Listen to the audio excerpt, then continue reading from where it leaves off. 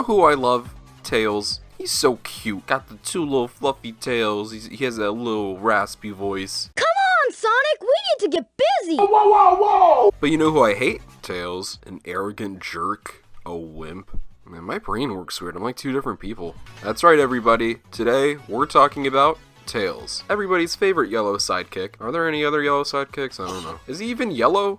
He's orange. He's also brown. I don't know, Sega, can you clarify this in the comments for me, please? Created in 1992 as part of a contest to find Sonic a brand new sidekick, Tails was born. Yasushi Yamaguchi, literally the coolest name ever, who was originally the main artist and zone designer for Sega Sonic Team, was the mind behind this two-tailed fox. As we all know, his real name is Miles, which was what he was originally created as. Tails wasn't part of the name at all, but Sega wanted to call him Tails, but Yamaguchi didn't want to. So they had a compromise to call him Miles Tails Prower, but everybody just calls him Tails, so sorry Yasushi. I still like your name though. Since then, an icon was born. Aside from Sonic himself, obviously, I'd say Tails is the most popular Sonic the Hedgehog character. He's appeared in everything from TV shows to comics, and now he's going to be appearing in the Sonic the Hedgehog movie sequel. Tails has and will do it all. But we all know what Sonic the Hedgehog the franchise and these characters started as. Video games. Tails has had his fair share of video game appearances. He's always the character to appear alongside Sonic. When they were making colors, they knew it was just going to be Sonic, Eggman, and of course Tails. They tried to strip down Sonic as much as possible, but they had to include Tails in there. That's just who Tails is. He's just his own icon at this point. He's appeared in every Sonic game, he even has his own games. Tails in the Music Maker, Tails Adventure, Tails Sky Patrol. I'm still waiting for Tails Bakes Cookies. Where is it, Sega? Tails isn't going anywhere anytime soon. In fact, he's just getting started. But as we wait for Tails' leading role in the upcoming Sonic movie, I do believe it's important for us to take a look at the recent depictions of his character. I always sit down to study Sonic, whether that's watching TV shows, reading comic books, playing games. It's not going to really progress me in life, but if there's ever a Sonic trivia contest and there's a cool prize, I'll win. So when the time came for me to make this Tails character analysis, I became really disheartened with my conclusion. Now, as I stated, I love Tails. I love every Sonic character. Except for you two. Just know, I know that this isn't Tails, this is Tails. This isn't who our characters are. We're just under poor leadership right now. When I say that, I mean the writers. So when I'm saying this, I'm not attacking Tails, I'm attacking his recent depictions. It's a fictional character after all. Just know I really do love Tails. He's my work buddy after all. But with that being said, what the f*** happened? The Tails I grew up with was a young kid finding his way in the world, growing up, figuring out who he was as his own person, not being so attached to Sonic. And now, I mean, he's independent, but I want to punch him in the face. Oh, he's too much of a badass? Well, I guess we gotta make him an absolute Sonic is being literally murdered and Tails is just standing there with his little iPad not doing a thing. What the heck? I can't stand what Tails has turned into. But unlike other characters like Sonic or Shadow that Ken Pontac and Warren Graff were heavily responsible for absolutely ruining, Tails was like this long before Ken Pontac and Warren Graff took over. He was already a bad character in a good game with good writing. I know, we'll get to that one later. But before we do that, let's take a look at what made Tails so special and lovable, and how he went on the steepest downwards trajectory of any Sonic the Hedgehog character of all time. Sonic Adventure is really where I want to start with this. I understand Tails was very much so a character before this, in cartoons, comics, and even some of the brief moments and cutscenes for the Sprite games. Do you guys call them Sprite games? Does anybody call them Sprite? I mean, they're sprites, and like the little cutscenes, they're sprite animation, like, you know. But here they were able to properly develop arcs, and in Sonic Adventure, it's kind of his peak, unfortunately. I'm not saying it's bad that he had a really good character arc, that's ridiculous, no. It's amazing, but I wish it was able to develop a little more from this point on. Tails' arc in Sonic Adventure is split up in two parts. The first section is mostly what Tails was all up until that point. Sonic's sidekick, always hanging out with him all the time, accompanying him on his adventures, all of that stuff, but then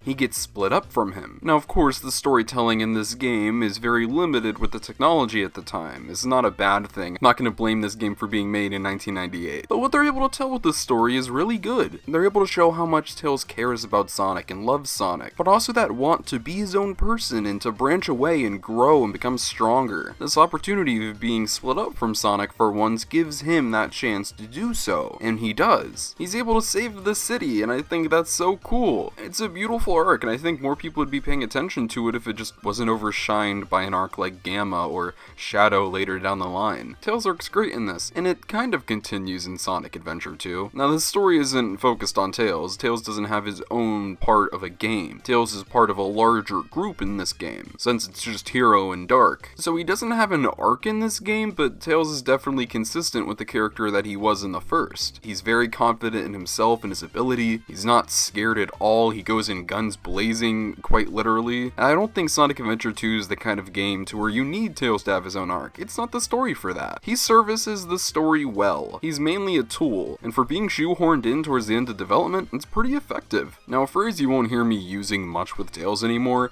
is arc. From this point on, Tails simply just becomes Sonic's sidekick, an information machine. He's not his own character, he's just a tool. Not the same as in Adventure 2 though, he's just there. He's the definition of a video game character. He gives you information to develop the story along further. It doesn't make sense for the character, it doesn't make sense for the story, it's just to progress the game further, and it doesn't work fluidly. Plus, sometimes Tails can be insufferable. You can't tell me in Sonic Heroes that you like Tails. Yes, Tails is adorable. Tails is a cute little fun kid, but do you like hearing this?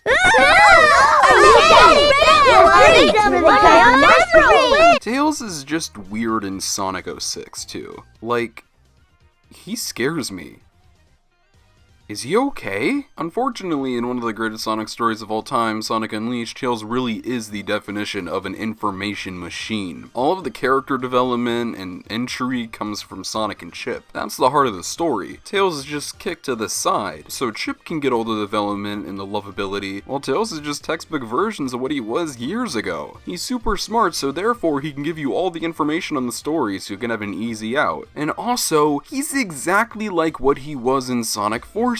He's a wimp. He's scared, he hides behind things, he begs for help. It's exactly like Sonic Forces. We don't talk about this, but it's true. We always associate the downfall of these characters with Pontaff, when that's not the case. Most of them, yes, that's very, very true. But Tails, I don't think so. I think Tails has been messed up for a very, very long time. I don't think Sega and a lot of the people who write for Sonic understand Tails that well when he has a clear as day character arc. You should know what archetype to follow with him because it's been laid out for you across a lot of Sonic media. But the thing with Warren and Graf is that while Tails was already messed up as a character, they managed to make it worse. Not by being more of a wimp, overly reliant, and having no real purpose in the story aside from giving information, they managed to make Tails unlikable. The most likable, adorable character in the Sonic franchise was turned into the most hated. When they took over, Tails was basically the same in colors as he was in Unleashed. Not having a real backbone, just being Sonic's friend, being exposition and translation, literally. And Generations doesn't really have a story and characters, so we're just gonna skip that, but in Lost World is where they tried to make a real story, and this is where Pontaff had the most creative control out of any Sonic game they've worked on. Tails is bipolar in this game. He's just chill, cool sometimes, but out of nowhere, he turns into an absolutely insufferable jerk. Like literally, out of nowhere, he just gets all pissy at Sonic because they have to work with Eggman for their own lives, for an entire planet. They have to work with Eggman in order for things to be okay. I understand what they wanted to do, have some conflict. We don't have those with Sonic characters. That's super cool. I want to see Sonic characters get at each other's throats. That dynamic is just so fun and cool. We don't get that anymore. It just doesn't make sense in the story, and it's out of place. Tails doesn't learn from this. Tails doesn't grow from this. Oh, Tails doesn't actually turn into a robot. Tails isn't actually going to be in danger. Sonic doesn't have to fight Tails or anything like that to save his life. There is no actual conflict in Sonic Lost World. There is forced conflict, but it doesn't work or go anywhere. It's shoved in for a couple seconds and then it goes away. It just makes the characters feel out of character and not at all how they should be acting as they were in previous games, or even how they should be treated going forward if that's the direction you want to take with them.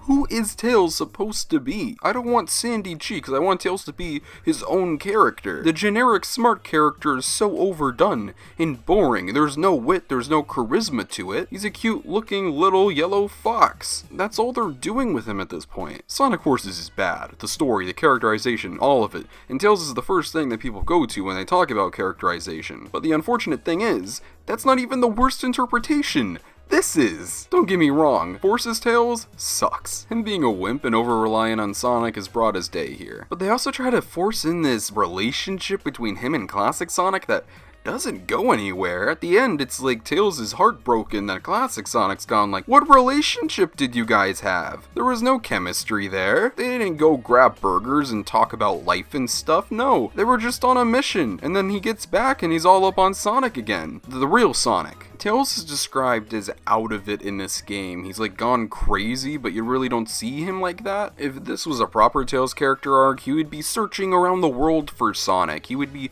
going to the ends of the earth to try to find him. He'd be going dark. They'd be hunting down Eggman and people associated with him and doing bad things to them. I don't expect the Sonic story to go that deep, but something along those lines maybe. It's his best friend. They're attached at the hip. But like every Sonic story, everything's good at the end. No limbs are lost, nobody dies. Tails is back to normal and happy and satisfied at the end because he gets his best friend back. It's not an arc like they try to treat it as. Sonic has turned into Tails' character. And it's so sad to see because that's the opposite of what he was 20 years ago. Tails has so much potential because he's been good in so much. Have you guys seen Tails' arc in Sonic X? He goes through so much in that show. He finds love, he loses it. It's so sad and powerful. Sonic characters having emotions and going through trauma, we don't get stuff like that anymore. It's something I miss, and I want it back sooner rather than later, and maybe we will. 3 significant things are coming up in Sonic's future: